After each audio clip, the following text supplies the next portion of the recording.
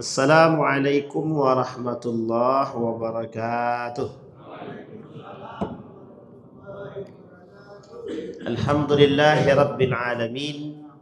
Alhamdulillahilladzi an'ama bi ni'matil iman wal islam bihima tatimmus salihat. Asyhadu an la ilaha illallah wahdahu la syarika lah wa asyhadu anna Muhammadan abduhu wa rasuluh la nabiyya ba'd. Allahumma salli wa sallim wa barik ala hadzal nabiyyil karim. Allahumma salli ala Muhammad wa ala ali Muhammad fil alamin innaka Hamidum Majid.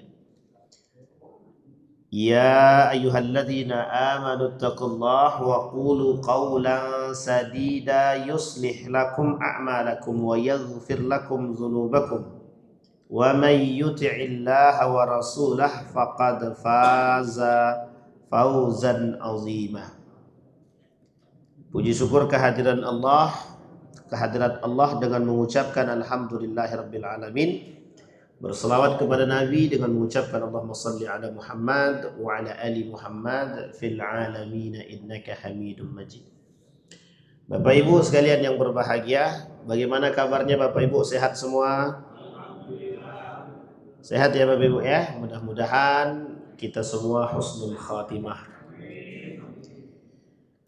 Dan kita berdoa kepada Allah, mudah-mudahan orang tua kita Allah berikan kekuatan, kesehatan, husnul khatimah, dan orang tua kita yang telah mendahului Allah tempatkan di tempat terbaik di sisinya. Allah terima amal ibadahnya, Allah kumpulkan bersama orang-orang yang saleh.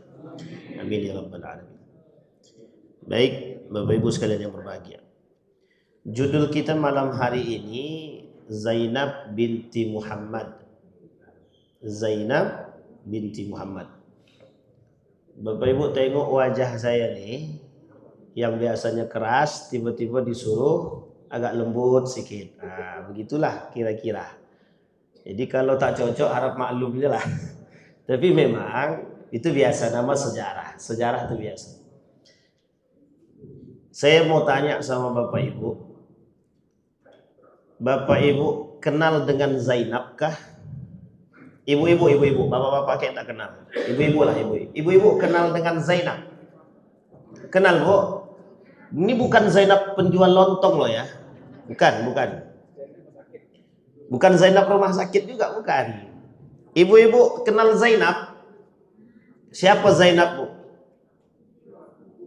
Istri Rasul? Putri Rasul. Ada enggak nama istri Nabi Zainab? Berapa istri Nabi yang namanya Zainab? Bapak-bapak enggak usah jawab, biar ibu-ibu aja. Berapa Bu? Istri Nabi yang namanya Zainab berapa? 2.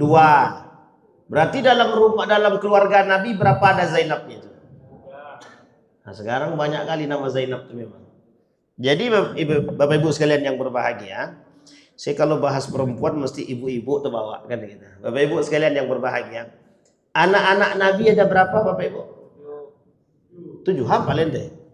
Coba 7 itu coba. Saya curiga sebenarnya nih. Ibrahim, Qasim. Ya, Bang Raja, siapa Bang Raja? Ada berapa anak-anak Nabi Bapak Ibu? Ruqayyah. Tunggu biar tuh awak dulu. Ini tidak kayak ujian betul. Ini bukan ujian, tapi penting. Syajaratul Usrah namanya. Bapak Ibu, Syajaratul Usrah. Ini kita bicara tentang pohon keluarga. Pohon keluarga. Nabi punya istri pertama namanya Siti Khadijah. Khadijah binti Khuwailid. Khadijah binti Khuwailid punya sepupu yang kelak sepupunya itu yang menikah dengan anak Khadijah itu sendiri. Jadi Khadijah binti Khuwailid istri keberapanya Nabi? Istri pertama. Berapa jumlah anak Nabi dari Siti Khadijah? Yang tahu boleh pulang duluan. 6. Yang pertama. Anak pertama dulu. Urut anak pertama. Salah. Anak pertama siapa? Anak-anak Nabi. Itu lagu, Pak. Urutannya nggak begitu itu. Baik. Yang pertama Zainab. Zainab dulu. Zainab itu belum diangkat jadi nabi, dia sudah punya suami dia. Itu Zainab. Memang Bapak Ibu boleh cek dalam literatur mana. Kalau pengen sederhana, santai, pengen mudahnya, buka Google, cek Zainab binti Muhammad. Sangat jarang yang membahas tentang Zainab, sangat jarang sekali. Tapi cerita Zainab ini itu diambil oleh 3 sisi. Muslim sejati, Syiah, dan terakhir liberalisme. 3 ini berputar dalam satu cerita Zainab binti Muhammad. Sekarang kita lihat. Nabi pernah bilang begini kepada Aisyah.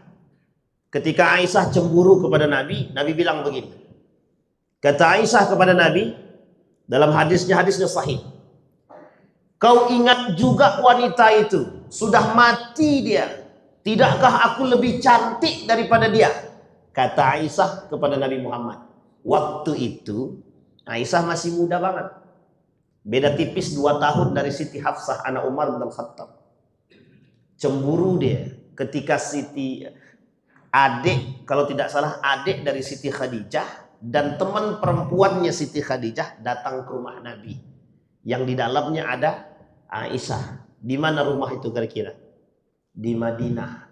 Di mana rumahnya itu? Yang sekarang menjadi tempat yang dianggap seperti raudhah di sampingnya. Yang sekarang jadi tempat makamnya Nabi. Ada Umar bin Khattab, ada Abu Bakrin Siddiq. Ada satu space kosong. Ada satu tempat kosong.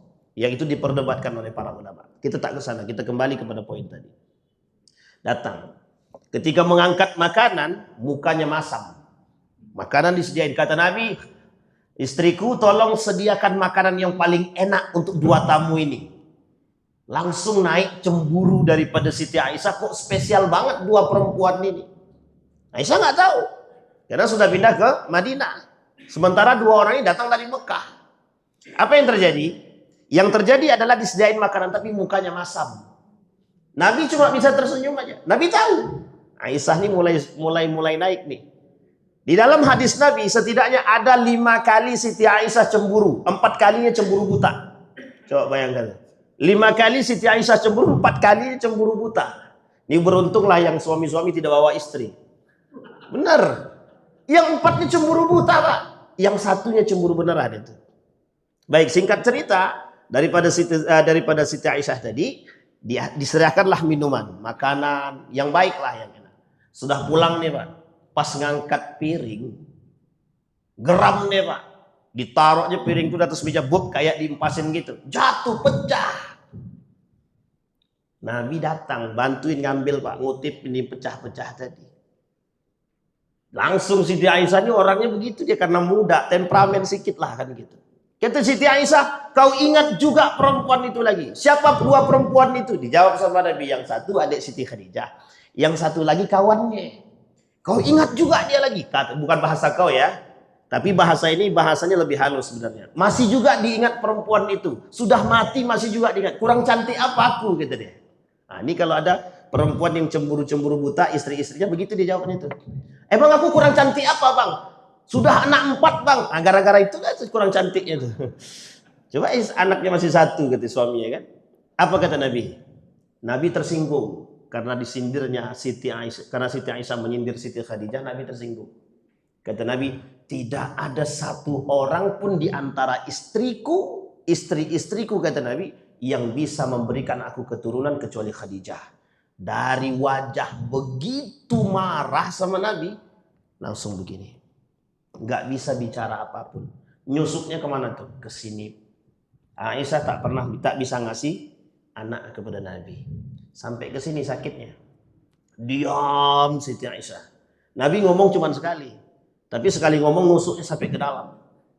Maka ibu-ibu itu pelajaran. Jangan cepat-cepat cemburu sama suami. Benar itu beneran itu. Saya tak mendukung suami ibu, tapi kenyataannya. Apa yang kemudian terjadi? Kata Nabi, tidak ada satupun perempuan yang memberikan aku keturunan kecuali Siti Khadijah. Ada anak yang terakhir. Anak yang terakhir. Siapa namanya? Ibrahim. Siapa ibunya? Maryam. Maryam ini siapa? Budak yang diberikan oleh Raja Mesir kepada Nabi Muhammad SAW. Rumahnya di depan Masjid Nabawi sebelah kanan ujung. Kalau kita lihat dalam pintunya itu pintu 3110, 310 paling ujung di situ rumah Maria. Di depan Masjid Nabawi ada kubah hijau berleret, itu rumah-rumah istri Nabi. 1, 2, 3, 4, 5 gitu. So tahu betul, ya memang begitu. Napak tilas kita cari itu. Yang kedua, Aisyah itu dengan Fatimah kurang akur. Satu ketika Fatimah pernah dengar Aisyah menjelekkan ibunya. Apa kata Aisyah? Begitu-begitu itu ibuku, kata dia. Dia yang melahirkan aku, gitu deh. Fatimah itu. Fatimah kemudian tidak kurang akur deh. Jadi Fatimah dan Ali bin Abi Thalib ini kurang akur dengan Siti Aisyah. Nah, kita kembali, Pak. Bapak Ibu sekalian yang berbahagia, sejarah begini. Dalam sejarah itu ketika Nabi menikah dengan Khadijah binti Khuwailid. Kemudian dapatlah anak 6. Zainab, Ruqayyah. Siapa lagi Bapak Ibu? Zainab, Ruqayyah, Ummu Kalsum, Fatimah. Ya, ini perempuan semua. Yang laki-laki ada Abdullah. Kemudian siapa? Ibrahim. Satu lagi? Qasim. Di antara semua anak Nabi ini meninggal semua. Yang hidup siapa? Yang hidup cuma Fatimah. Tapi apakah nanti daripada anak Nabi ini, terkhusus Zainab, apakah nanti punya anak? Nanti kita lihat. Baik. Sekarang kita kembalikan. Siti Khadijah ketika bersama dengan Nabi nikah, umurnya berapa? Umurnya Siti Khadijah dengan Nabi 25, Siti Khadijahnya kita lihat jaraknya, Pak. Berapa jarak tempuhnya? Sekitar 15 tahun. Jadi sebenarnya masih boleh laki-laki menikah dengan perempuan yang lebih tua, berondong kalau istilah sekarang. Karena Nabi berondong istrinya memang. Baik, Bapak Ibu. Punya anak namanya Zainab. Lahirlah anak pertama namanya Zainab. Zainab ini ketika Zainab lahir, Nabi belum dibaiat menjadi nabi. Risalah keislaman belum sampai. Sewaktu kecil, dalam riwayat sejarah wanita-wanita terbaik, judul bukunya wanita-wanita terbaik di sisi Nabi. Salah satunya adalah putri kesayangannya. Dan Nabi sangat menghargai dan menghormati keputusan Zainab. Itu Nabi sudah jadi Nabi, tapi sangat menghargai keputusan Zainab. Dan ini penting untuk dipahami. Dan Nabi pernah mengatakan kepada Zainab, bahwa suamimu tidak halal bagimu. Apa jawaban Zainab? Jawaban Zainab sederhana saja. Kata Zainab, meskipun dia tidak halal bagi diriku, tapi dia suamiku. Nabi jadi Nabi, digituin nama Zainab, anaknya, Pak, dihargai sama Nabi. Tapi itu ada sejarahnya. Nanti kita lihat sejarahnya. Kita kembalikan dulu. Singkat cerita, ketika Zainab ini di masa kecilnya, diakui dalam sejarah Zainab di masa kecil, namanya anak Nabi Muhammad, bapaknya baik, bapaknya terkenal, sidik, amanah, tabligh, fatwa, al-amin dan lain sebagainya. Semua kebaikan Nabi ada pada diri anak-anak Nabi. Bapak Ibu boleh runut nanti dalam cerita anak-anak Nabi itu, coba lihat. Mulai dari anaknya yang perempuan sampai Fatimah, sifat Nabi ada semua pada mereka. Ada semua. Yang paling nampak, karena yang paling lama hidup adalah Fatimah. 6 bulan setelah baginda Nabi wafat, dia pun wafat. Itu Fatimah. Zainab, pada masanya datang seorang ketika sudah mulai beranjak dewasa, kisaran umur 20 tahun ke bawah.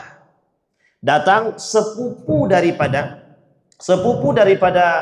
Khadijah binti Khuwailid. Masih satu keluarga. Ini menjadi dasar juga, menjadi landasan. Di dalam Al-Quran juga disampaikan bahwa bolehnya nikah sepupu. Ingat ya, sepupu. Bukan sekufu, bukan sesuku. Ada 3 pembahasan. Sesuku, sekufu, dan sepupu. Ketiga-tiganya boleh. Dan ketiga-tiga ini dalam tradisi, dalam adat istiadat di Riau ini, ada yang menolak tiga-tiganya. Tidak boleh nikah sesuku, tidak boleh nikah sekufu, tidak boleh nikah sepupu. Padahal dalam Islam ketiga-tiganya dibenarkan. Dan disebutkan dalam Al-Quran menjadi dalasan. Alasan yang paling kuat itu dirujuk kepada hal tersebut tadi. Nabi Siti Khadijah menikahkan anaknya dengan sepupunya, anak sepupunya. Siapa nama anak sepupunya? Abul As. Abul As Ar-Rabi' punya anak namanya Kinana Ar-Rabi'. Nanti punya anak nih. Punya adik namanya Kinana Ar-Rabi'. Abul As Ar-Rabi' ini anak daripada sepupu Khadijah binti Khuwailid. Artinya hubungan keluarganya sangat dekat sekali dan terpandang, sangat terpandang. Nabi atau risalah Islam belum sampai di tangan Nabi. Dinikahkan. Apa agama keluarganya Siti Khadijah ketika itu? Khadijah nikah dengan Nabi bukan karena faktor agama. Khadijah nikah dengan Nabi faktor akhlak. Saya ulangi Bapak Ibu. Khadijah nikah dengan Nabi faktornya akhlak. Hari ini kalau ada Bapak Ibu temukan laki-laki akhlaknya baik, agamanya oke, ndak usah tunggu kaya, nikahkan Pak. Punya generasi baik insya Allah. Kenapa? Langkahnya manusia sekarang. Jadi gini, saya kasih contoh. Zaman Nabi, pada saat itu Mekah itu kondisinya parah. Parahnya itu jahiliyah. Tapi Islam belum datang. Ya kan? Islam belum datang. Ketika Islam belum datang, dalam kondisi seperti itu muncul manusia yang seperti mutiara. Seperti baginda Nabi Muhammad SAW. Jadi ada 3 manusia yang seperti mutiara ketika itu di masa jahiliyah. 3 orang. 1, ada Nabi Muhammad. Yang kedua, Abu Bakrin Siddiq. Yang ketiga, Utsman ibn Affan. Yang gak pernah tahu kekerasan. 3 manusia terlembut di Mekah pada saat itu. Dikenal dalam sejarah kelembutannya. Singkat cerita Bapak Ibu sekalian yang berbahagia. Apa kata Khadijah kepada Nabi? Khadijah ingin menikahkan anaknya yang bernama Zainab yang sudah beranjak dewasa dengan anak sepupunya yang bernama Abul As. Apa kata Nabi? Nikahkan. Ketika itu tidak ada risalah Islam. Islam belum ada, belum datang. Tapi yang menjadi tolak ukur ketika itu apa? Akhlak. Abul As manusia paling jujur dalam keluarganya. Bahkan dalam keluarga besar Abul As dikenal sebagai anak yang sangat penurut kepada keluarganya. Saat itu yang menjadi tolak ukur pernikahan mereka bukan harta, meskipun keduanya orang kaya, tapi tawaduknya tinggi. Bisa dibayangkan Bapak Ibu ya? Tawaduknya tinggi. Terkhusus buat Abul As, orang yang cerdas, pinter, perdagangan, dalam dunia perdagangan dikenal Pak. Kaya pada usia muda, tapi sama seperti orang yang seperti biasa. Artinya kalau Bapak Ibu lihat ada anak muda hari ini jadi miliarder, tapi kok pakaiannya biasa aja. Begitulah ibaratnya. Kejujurannya, komitmennya. Itu yang dilihat oleh Nabi daripada Abul As tadi. Tapi ketika itu Abul As sudah Islam. Islam belum ada. Apa yang terjadi? Dinikahkan Pak. Ketika dinikahkan bahagia. Dalam harapannya Zainab sampai akhir. Mereka akan tetap bersama. Dilalah, di tengah gempuran kebahagiaan itu, tiba-tiba datang perintah dari Allah. Nabi diangkat jadi seorang nabi. Ketika diangkat menjadi seorang nabi, turun risalah keislaman kepada baginda Nabi Muhammad SAW, turun wahyu. Saat itu Abul As yang menjadi istri Zainab sedang berada di luar. Pergi berdagang keluar kota Mekah. Apa agama Abul As ketika itu? Nasrani Quraisy. Nasrani Quraisy.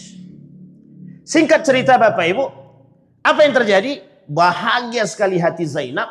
Apa kata Zainab? Aku akan kokoh bersama ayahku dalam dakwah. Bisa dipahami ya Bapak Ibu? Itulah jiwa seorang anak yang mengatakan aku kokoh bersama ayahku dalam dakwah.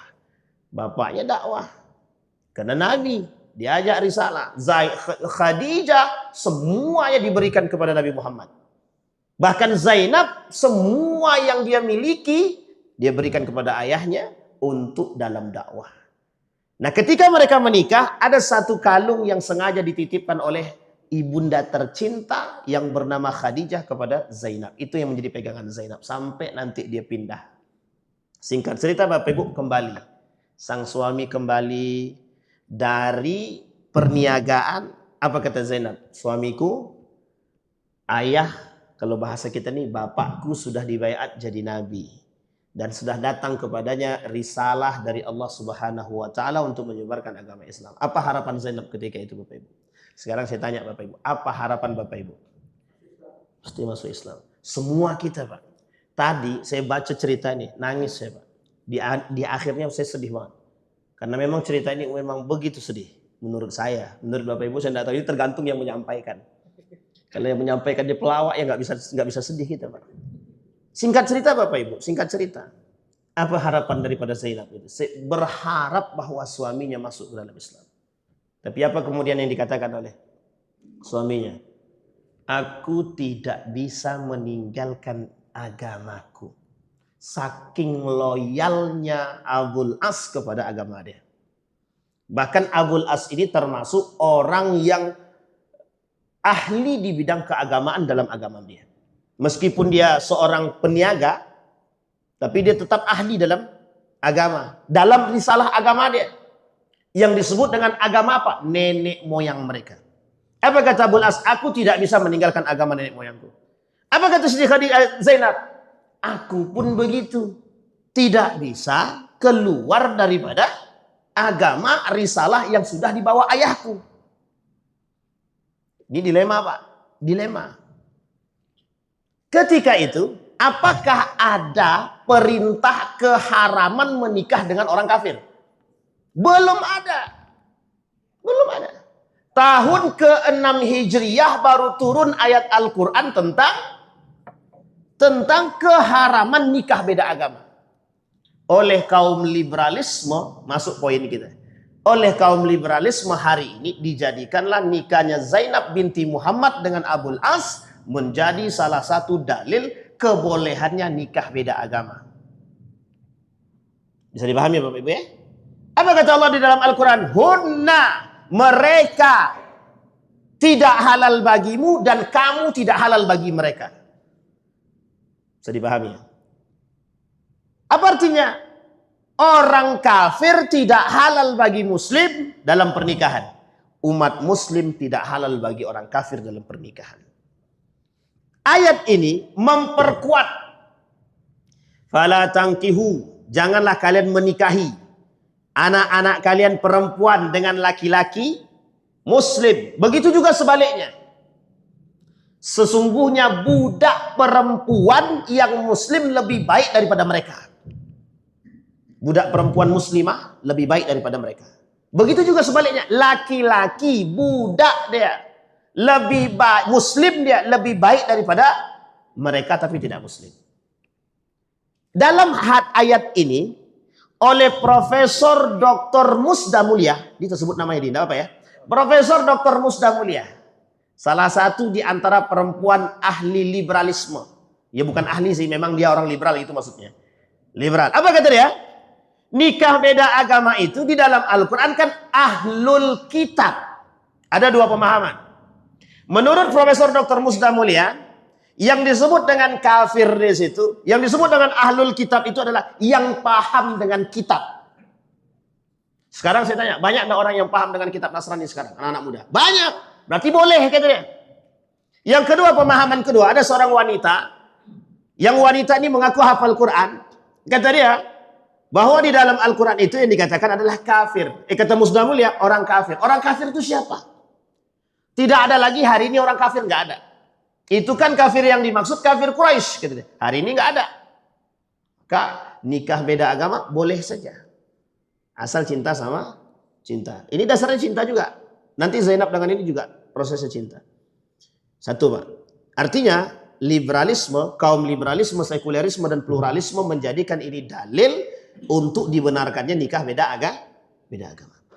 Ada seorang perempuan yang mengaku hafal Quran. Dia kata bahwa nikah beda agama tidak ada masalah. Al-Quran itu tidak update, kata dia. Kenapa tidak update? Karena hari ini tidak sama dengan dahulu. Yang disebut dengan ahlul kitab itu siapa? Kata Khalil Nafis, tidak ada lagi ahlul kitab sekarang. Kiai Haji Khalil Nafis, Majelis Ulama Indonesia, hari ini ahlul kitab itu nggak ada. Kenapa demikian tidak ada? Karena kitab dahulu, pemahaman kitab dahulu itu tidak sama dengan sekarang, berbeda jauh. Baik, kita kembalikan. Nah, ini menjadi dalil cerita Zainab. Apa kata mereka? Anak Nabi saja menikah dengan orang non-muslim atau kafir. Sekarang kita lihat, betul tidak dia menikah dengan orang kafir? Kita lihat, Pak. Kapan turun ayat itu? Ayat itu turun pada perintah, mohon maaf, keharaman nikah beda agama turun pada tahun ke-6 Hijriah. Artinya, berapa tahun Nabi di Madinah? Sudah berapa tahun Nabi di Madinah? 6 tahun Nabi di Madinah baru turun ayat perintah keharaman nikah beda agama. Pertanyaannya, apakah Zainab sudah menikah atau belum? Sudah, Zainab sudah nikah. Bahkan sudah menikah, posisi Zainab sudah menikah, beda agama tidak sama, turun kemudian perintah. Loyalitas mereka masih terbangun, rasa cinta mereka masih kuat. Bahkan suami daripada Zainab ikut memerangi baginda Nabi Muhammad SAW. Dilema yang pertama yang dialami oleh Zainab, dilema yang pertama, ketika suaminya tidak mau mengikuti dirinya masuk ke dalam agama Islam. Pertanyaannya, apakah Zainab kecewa? Satu sisi kecewa. Tapi satu sisi Zainab menghargai keputusan suaminya. Kenapa? Islam ini agama yang baru datang. Menurut dia, wajar. Dan bagi pemahaman keluarga mereka sebelum Islam ini datang, dan itu agama nenek moyang adalah agama pegangan. Artinya keluarga suaminya berpegang teguh dengan agama. Dilema yang pertama. Dilema yang kedua, apa dilema yang kedua? Mereka tidak bisa, mohon maaf, berhubungan karena sudah tidak satu agama. Yang ketiga, Zainab adalah anak daripada Nabi Muhammad yang oleh orang kafir Quraisy ketika itu membenci Nabi Muhammad. Ini dilema yang ketiga. Sekarang bingung nih. Kata keluarga laki-laki, sampaikan kepada istrimu, pilih ikut engkau atau pisah sama sekali. Dilema yang keempat, mereka harus berpisah. Tapi pertanyaannya, apakah mereka akan pisah? Kita lihat, Pak. Kita lihat. Ketika baginda Nabi diperintahkan untuk berhijrah, Zainab mau tidak mau harus mengikuti ayahnya. Kenapa? Zainab sudah login. Tahu Bapak Ibu bahasa login kan? Sudah masuk ke dalam Islam. Suaminya diajak, berkali-kali diajak oleh Zainab, tidak mau. Karena suaminya masih dalam masih dalam ikatan yang kuat dengan pamannya. Yang oleh pamannya daripada Abul As ini adalah pemegang tampuk kabilah daripada keluarga sepupu daripada Khadijah binti Khuwailid. Jadi artinya dalam hal ini Zainab itu betul-betul diuji oleh Allah. Kalau sebagian kita sekarang ini ada dua kemungkinan. Kalau orang kuat imannya, dia tidak mungkin mau nikah dengan orang yang beda agama. Tapi kalau rasa pernikahan itu dibangun atas cinta, ya bisa aja agamanya dibuang. Aku kan tidak cinta bukan karena agama, yang penting aku cinta sama dia. Maka biasa dia murtad dari agama Islam, kemudian cari suami yang lain. Atau calon suaminya ngajak pindah agama, dia mau. Contoh kasus banyak orang-orang yang pindah karena istrinya. Lukman Sardi, Asmiranda, itu kan nikah dengan mengikuti agama sang Asmiranda mengikuti agama suaminya, Lukman Sardi mengikuti agama istrinya, dan lain sebagainya. Sekarang pertanyaannya adalah, perempuan sekarang, kalau mereka menikah di tengah-tengah Misalkan salah satu di antara mereka, anggaplah ini suaminya, pindah agama. Kira-kira istrinya ngikut atau tidak? Kira-kira istrinya ngikut nggak? Ngikut. Itu karakteristik manusia sekarang. Nanti kita lihat Pak. Apakah Zainab mengikuti suaminya atau suaminya mengikuti Zainab? Kita lihat Pak, di mana kekokohan keimanan mereka. Dari orang yang kokoh imannya pada agama masing-masing mampu bertahan dan istiqamah. Orang sekarang tidak. Maka kata Dr. Adian Husaini, pernikahan hari ini, pernikahan manusia hari ini dari sisi umat muslim bukan nikah karena takwa tapi nikah karena cinta.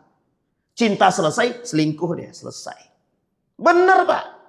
Karena nikah bukan atas dasar takwa. Tapi bayangkan Zainab, apa kata sebagian orang kepada Zainab? Udahlah, ceraikan, berpisahlah, masih banyak laki-laki yang lain. Apa kata keluarga laki-laki kepada Abul As? Silahkan kau ceraikan istrimu, kau boleh pilih wanita di muka bumi ini yang tercantik menurutmu kau nikahkan. Apa jawaban Abul As? Jawaban Abul As, tidak ada satu orang pun wanita di muka bumi ini yang dari sisi Quraisy yang paling aku cintai kecuali Zainab. Coba bayangkan, sudah beda agama itu Pak. Saking cintanya. Pertanyaannya adalah ketika mereka menikah atas dasar apa? Atas dasar akhlak. Atas dasar adab. Cintanya Abul As kepada Zainab itu bukan karena cinta karena kecantikan saja, bukan. Tapi adab akhlak mulia yang dimiliki oleh Zainab mencerminkan dua sisi. Ibunya dan ayahnya. Jadi Pak, kalau ada laki-laki datang ke rumah Bapak mau melamar anak Bapak Ibu, jangan tanya pekerjaannya apa. Jangan tanya. Ustadz, hari ini zamannya begitu. Ntar dulu. Yang pertama yang harus ditanya agamanya dan akhlaknya bagaimana. Kenapa demikian? Banyak kasus yang ditemukan, banyak kasus bukan sedikit. Orang yang bertanya pada aspek ekonomi, mohon maaf. Besok dijual nih kita, duitnya banyak. Nikah lagi dia dengan perempuan lain, kan duit aku banyak. Bisa dipahami Bapak Ibu. Jadi jangan jadikan tolak ukur dalam pernikahan. Nah, pernikahan Zainab meskipun memiliki meskipun maharnya cukup lumayan, ya meskipun tidak seperti bapaknya, karena kabilah ini dua-duanya kabilah yang terpandang.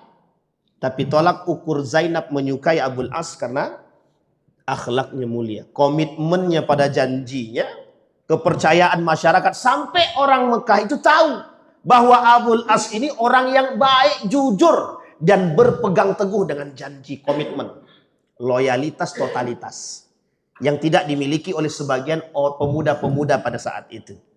Kenapa? Karena pada saat itu kebiasaan pemuda itu mabuk, judi, kemudian mohon maaf main perempuan. Itu kebiasaan orang Arab pada saat itu yang disebut dengan jahiliyah. Tapi tidak begitu dengan Abul As. Dari cerita ini sebenarnya orang baik dipertemukan dengan orang baik. Nabi Muhammad orang baik, ketemu dengan istrinya baik, Siti Khadijah. Sampai orang banyak ngantri mau melamar Siti Khadijah, ditolak. Artinya akhirnya Siti Khadijah yang ingin melamar Nabi. Bayangkan, Nabi dilamar oleh Siti Khadijah. Begitulah Pak baiknya. Artinya antara Zainab dengan Abul As menurunkan karakteristik ayahnya. Singkat cerita Bapak Ibu sekalian yang berbahagia, ketika baginda Nabi pindah, apa kata Abul As kepada istrinya? Silahkan pergi. Pergilah mengikuti ayahnya. Ketika Zainab mengikuti baginda Nabi Muhammad SAW hijrah ke Madinah, disitulah Bapak Ibu ujian berat bagi keduanya. Betapa rasa cinta itu harus mereka tahan sekian lama, bertahun-tahun. Timbul, kemudian datanglah perintah untuk berperang. Salah satu kabilah yang menjadi musuh baginda Nabi adalah musuh kabilah yang ada kafir Quraisy yang ada di Mekah. Satu di antaranya adalah suami daripada Zainab. Bayangkan Bapak Ibu, sampai saat itu Zainab belum meminta atau belum menggugat cerai kepada suaminya, belum. Sampai saat itu. Ditanya Pak, rasa cinta itu masih tertanam, kata Zainab. Saking cintanya Zainab dengan suaminya. Kalau kita sekarang secinta apa sih ente dengan dia? Kurang banyak, apalagi laki-laki kaya sekarang. Kata orang sekarang. Tapi tidak pada saat itu, Ibu. Karena tolak ukur Zainab mencintai Abul As itu, dia yakin bahwa Abul As itu orang baik. Akhirnya yang terjadi apa? Suami daripada Zainab ini, meskipun beda agama tapi statusnya masih suami, belum ada gugat cerai, belum sampai ke pengadilan agama, karena waktu itu nggak ada pengadilan agama. Singkat cerita Bapak Ibu, suaminya menjadi tahanan atau tawanan. Harta rampasannya diambil. Harta diambil, dia ditawan. Siapa yang menebus dia, Pak? Yang menebus dia siapa? Istri dia sendiri. Ayah, tolong keluarkan suamiku. Tahu Bapak Ibu pakai apa dia mengeluarkan? Kalung yang diberikan oleh ibundanya Siti Khadijah yang membuat hati Nabi tadi sebegitu tegasnya jadi lembut hanya karena kalung. Kata Nabi, aku kenal itu kalung. Tembusan kalung itu kenal. Kata Nabi, kalau kalian melihat bahwa melepaskan tawanan dan mengembalikan harta itu kepada mereka adalah bagian daripada kebaikan, maka lakukan. Wahai Rasulullah, kami lakukan, kami lepaskan. Dilepas, Pak. Siapa jaminannya? Jaminannya Zainab. Zainab menjadi jaminan, diantar, Pak. Zainab ngantar suaminya sampai ke perbatasan. Harus tahu bahwa Zainab ini dalam keadaan selamat, maka diutuslah beberapa orang dari sisi baginda Nabi Muhammad untuk menemani Zainab sampai ke Mekah sana. Begitu bahagianya. Siapa yang bahagia? Yang bahagia Abul As, yang berpegang teguh, dan mohon maaf Pak, tidak ada ucapan terima kasih dari Abul As kepada Zainab. Kenapa? Ada rasa sedih yang mendalam dalam diri Abul As terhadap istrinya. Kenapa? Ya istrinya jauh, dia di mana. Tapi rasa cinta itu selalu tertanam. Tumbuh, semakin tumbuh, bukan semakin rendah, Pak. Jadi Ustadz, berarti kalau kami pengen semakin cinta, maka kami harus pisah. Enggak. Ini salah ini. Ini ada pernyataan artis baru-baru ini. Aku mau nikah, tapi kita tidak boleh dalam satu rumah itu. Cukup beberapa hari aja, habis itu kita pisah. Maksudnya paham ibu-ibu ya? Ini tahu ceritanya ya? Nggak usah diikut-ikutin ibu-ibu yang paham, nggak usah kemana-mana. Tapi ceritanya jelas ini. Kata dia, aku mau menikah, tapi kita tidak boleh sering ketemu. Ketemunya sebulan sekali atau sebulan 2 kali. Nah, itu aneh itu memang. Pernikahan yang aneh tapi memang itu. Tahu Bapak Ibu siapa orangnya? Nah, nanti cari tahu aja lah. Buka aja di Google. Nanti dapat tuh. Kembali Pak. Akhirnya Bapak Ibu, sampai nih Zainab ke rumahnya. Sampai Zainab ke rumah daripada suaminya Abul As. Kata Abul As kepada Zainab, pulanglah engkau kepada ayahmu. Karena itu perjanjianku dengan ayahmu. Apa perjanjiannya ternyata? Perjanjiannya, silahkan Zainab menemani suaminya sampai Mekah. Dengan catatan setelah sampai di sana dan terjamin keselamatannya, tolong antarkan. Tolong persilahkan dia pulang bersama kabilah yang menunggu di perbatasan Mekah. Diperintahin. Apa kata Abul As? Aku berkomitmen. Disilahkan Pak. Tapi Abul As nggak mengantar Pak. Yang mengantar adiknya sendiri. Apa kata Abul As kepada adik kandungnya perempuan? Jagalah Zainab sampai ke tangan para orang yang menjaga seperti engkau menjaga diriku. Satu ketika Bapak Ibu sedang siap-siap Zainab mau pulang. Datang seorang wanita yang menjadi musuh Islam ketika itu. Pemakan jantung paman Nabi. Hindun. Apa kata Hindun? Perlu persiapan apa? Aku sediakan. Zainab takut, Pak. Kenapa Zainab takut? Oh, ini strategi apa ini? Ternyata Bapak Ibu sekalian yang berbahagia, ketika Zainab sedang bersiap Hindun masuk, apakah engkau mau berangkat? Zainab menjawabnya terbata-bata karena takut bahwa Hindun ini kan jahat. Istri daripada Abu Sufyan. Apa yang terjadi kemudian? Kata Zainab, silahkan kau pergunakan peralatan apa fasilitas yang kau butuhkan. Kami sediakan. Untuk kau berangkat menuju ayahmu. Singkat cerita Bapak Ibu, di perjalanan Zainab bersama adik kandung perempuan daripada Abul As ditodong. Siapa yang todong? Kelompok kafir Quraisy dari sisi Hindun. Tapi uniknya, ketika itu Zainab ternyata sedang hamil. Sedang hamil. Jatuh dari tandu kemudian berdarah dia, Pak. Apa kataan adik daripada Abul As? Siapapun yang menyentuh kakak iparku aku bunuh. Diacungkannya panah tadi. Datang Abu Sufyan, kata Abu Sufyan, tenang. Itu penghinaan dan pelecehan bagi kami. Seorang perempuan menarik panah, menghadapkan kepada laki-laki. Ternyata dalam tradisi Arab itu ketika ada seorang perempuan mengacungkan panah kepada seorang laki-laki, pelecehan banget terhadap laki-laki, Pak. Artinya begitulah rendahnya laki-laki di hadapan perempuan ketika itu. Kata Abu Sufyan, tenang. Nanti malam kami antar kalian sampai perbatasan. Dipegang, Pak, kata-kata Abu Sufyan itu. Akhirnya diantar, Pak, oleh anggota Abu Sufyan, diantar sampai perbatasan. Zainab bertemu dengan utusan Nabi, dibawa pulang, Pak. Zainab ini dibawa pulang sampai ke Madinah. Bertahun-tahun tidak ada cerita. Kemudian pergilah Abul As ini keluar dalam perjalanan perniagaan keluar kota Mekah. Di tengah perjalanan pulang dari perniagaan balik ke Mekah, kemudian ditangkap, ditodong oleh kelompok baginda Nabi Muhammad SAW karena dalam tuduhan, kemudian diikat menjadi tawanan. Di situ bingung deh, bagaimana cara mau melepaskan diri. Tak ada lagi cara. Teringatlah istri tercinta yang belum cerai sama sekali. Padahal Bapak Ibu ketika itu Zainab sudah bersiap untuk menceraikan. Zainab ketika itu sudah punya keinginan untuk menceraikan. Tahu Bapak Ibu apa yang terjadi? Dalam mimpi Zainab di malam itu dapat bisikan, nggak usah cerai, teruskan. Coba bayangkan, Pak. Ini bukan berarti dalil membolehkan nikah beda agama ya. Tapi ada rahasia di balik itu. Apa rahasianya? Rahasia di balik itu, ketika itu Abul As berpikir bahwa ada perempuan yang bakal bisa melepaskan dia. Sementara di tangan Abul As itu banyak harta, yang harta ini titipan daripada orang-orang yang ada di Mekah. Apa yang terjadi Bapak Ibu? Ditawan. Ketika sedang sholat berjamaah, Zainab bilang begini, tolong lepaskan, bahasa kita, tolong lepaskan tawanan itu. Nabi bingung, Pak. Ada suara di balik, dari belakang. Dan ditanya sama Nabi, kata Nabi, kalian mendengarkan enggak suara tersebut?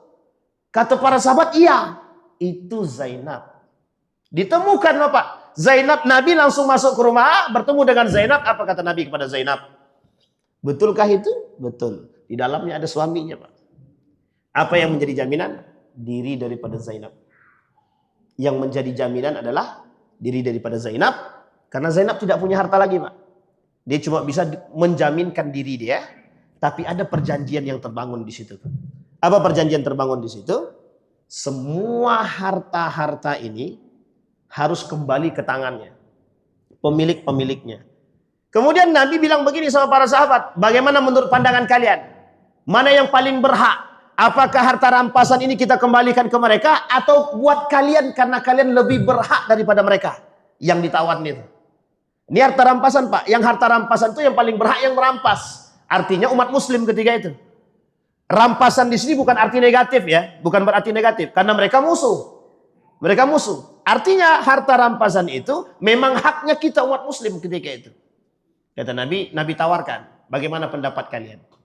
Ada seorang sahabat bilang begini, wahai Abul As, masuk Islam sajamu. Kalau engkau masuk Islam, semua harta rampasan itu milikmu. Dijawab oleh Abul As, kalau aku masuk Islam karena harta, itu pengkhianatan terbesar bagi Islam. Coba bayangkan, Pak. Kalau aku masuk Islam karena harta mereka, itu pengkhianatan terbesar buat Islam. Artinya, jelek agama Islam kalau kita masuk dalam Islam hanya karena harta rampasan.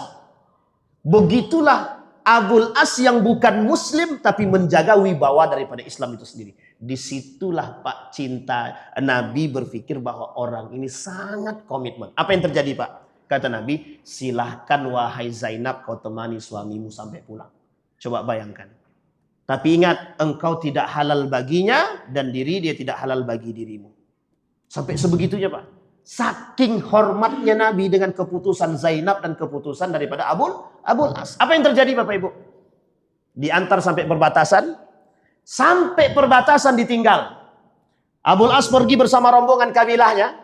Kabilah-kabilahnya sampai ke Mekah. Semua harta benda daripada orang-orang yang dititipkan kepada Abul As diberikan.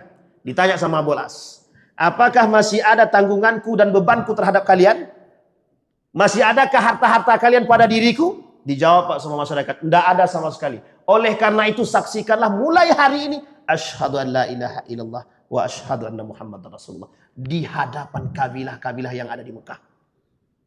Langsung menyatakan keislamannya. Di situ Pak saya merinding Pak. Merinding sekali. Artinya Pak, begitulah indahnya seseorang yang menyatakan keislaman itu dalam kondisi yang sangat komitmen dan sangat, artinya apa? Dia bukan berpikir tentang materi, tapi dia mencari hidayah Islam itu dari sesuatu yang terpancar dari hidayah yang terpancar dari Islam itu sendiri. Coba bayangkan. Maka tak salah Pak ketika ada ulama mengatakan salamun aslamtum aslamna li rabbil alamin. Kami Islam itu karena Allah, bukan karena yang lain. Aslamtum aslamna li rabbil alamin. Selamatkah kalian? Kami selamatkan jiwa kami lillah. Itu yang sebenarnya muslim. Kita lihat orang sekarang, muslim Pak, tapi mohon maaf Pak, perangainya minta ampun. Lebih kalah pula iblis lagi Pak. Itu baru serius Pak. Sampai Adian Husain bilang begini. Kata Adian Husain ini bilang begini. Jangan kalian ajak kami untuk menjadi seperti iblis. Kata. Iblis saja tahu mana salah dan mana betul. Lah masa kita muslim nggak tahu mana yang salah mana yang betul? Lebih parah daripada iblis kan? Itu bahasanya Pak. Artinya Pak, apa kata Abul As? Asyhadu an la ilaha illallah. Saat itu Pak, Abul As diusir. Diusir.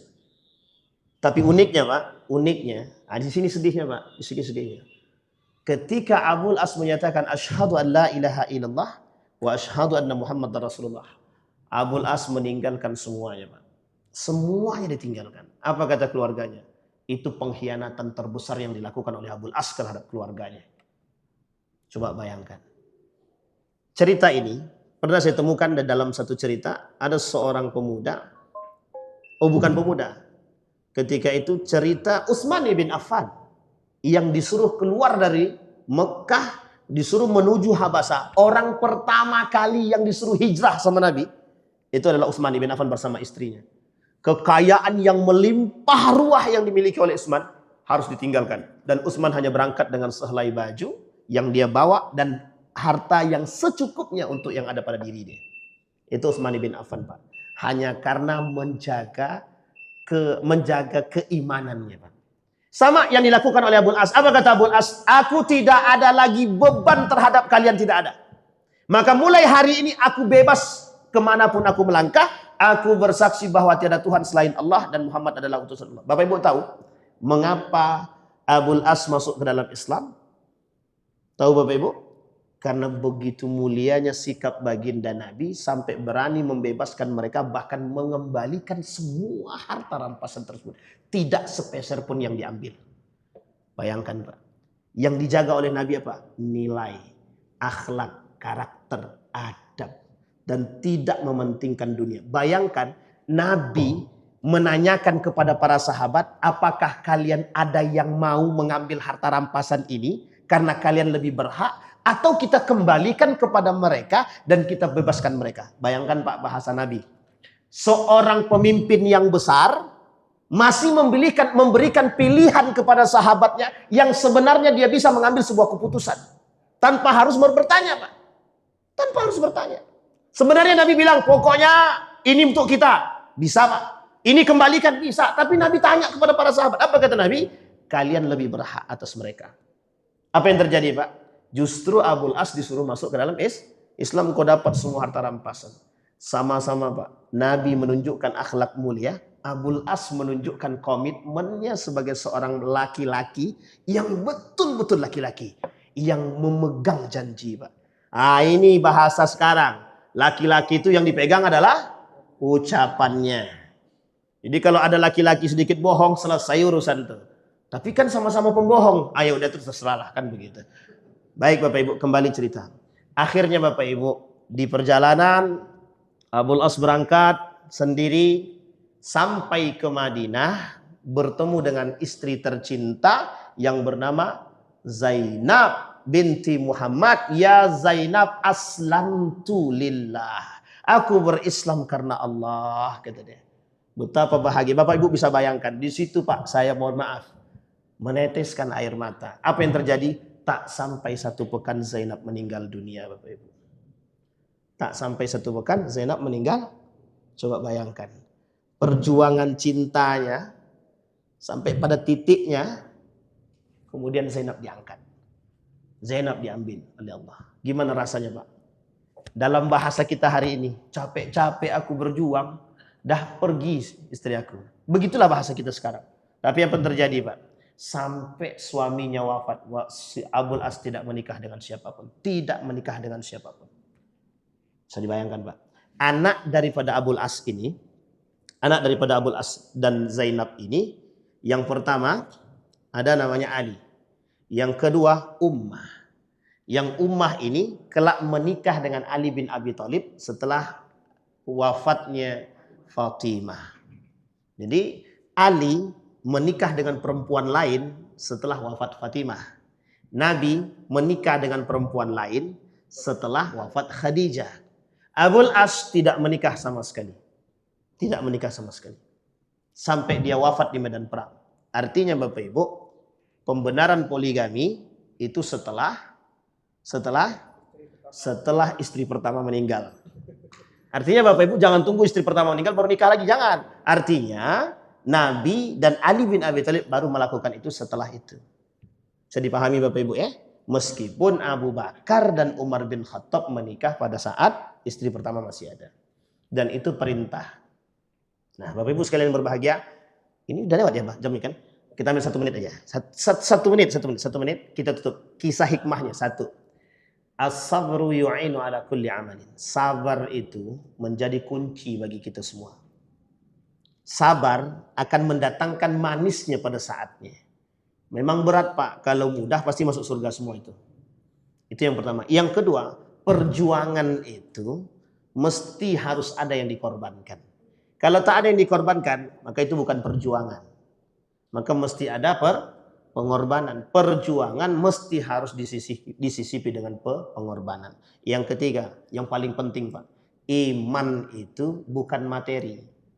Akidah, tauhid, iman itu bukan materi. Artinya, cinta sekalipun kalau bukan berdasarkan asas ketakwaan, goyang Pak. Artinya apa? Bangunlah rasa cinta itu karena ketakwaan kepada Allah. Cerita Zainab menunjukkan betapa kokohnya kedua ini dengan keimanan mereka masing-masing. Yang satu kokoh dengan agamanya, yang satu kokoh dengan agamanya. Kedua-duanya iman. Tapi disatukan karena cinta. Pada akhirnya suaminya Zainab Abul As mau merelakan agama itu demi istrinya. Karena dia anggap bahwa apa yang dilakukan oleh istrinya, pengorbanan istrinya, adalah sesuatu yang berdasarkan atas keimanan terhadap agama yang dibawa oleh ayahnya. Jadi Bapak Ibu, tanamkan karakter Zainab di rumah kita kepada anak-anak kita. Insya Allah kita punya generasi-generasi yang takut dengan Allah. Amin ya Rabbal. Mudah-mudahan ada manfaat. Fa'tabiru ya ulil absar la'allakum tuflihun. Assalamualaikum warahmatullahi wabarakatuh.